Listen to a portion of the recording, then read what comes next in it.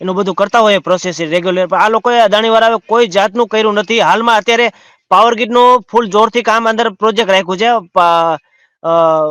શું કહેવાય, પેટા કોન્ટ્રાક્ટમાં પાવર ગ્રીડ વાળાએ, અને અદાણી એ પાછું બીજાને આપ્યું છે. એવી રીતે પેટામાં આપી અને મોટા કોઈ એવા રાજકારણીઓ જેમ એમાં સંકળાયેલા છે કે ગ્રામ પંચાયતમાં આમાં બાયપાસ કરે છે, અને બહુ મોટી ગંભીર બાબત છે. અમે અમારી રીતે લડીએ છીએ, પણ આ લોકો કોઈ રીતે જવાબ દેવા તૈયાર નથી.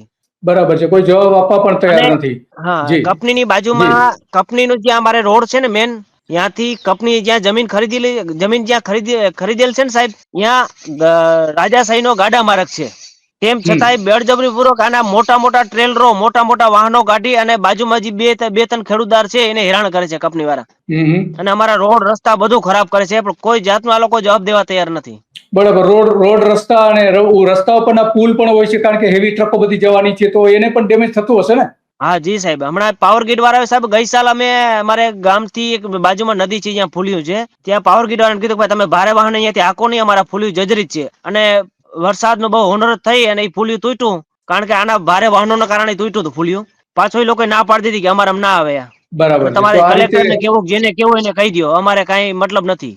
બરાબર છે. તો બાંધકામની મંજૂરી પણ પંચાયત પાસેથી નથી લેવામાં આવી? જી સાહેબ, બાંધકામની કોઈ જાતની મંજૂરી લીધેલ નથી.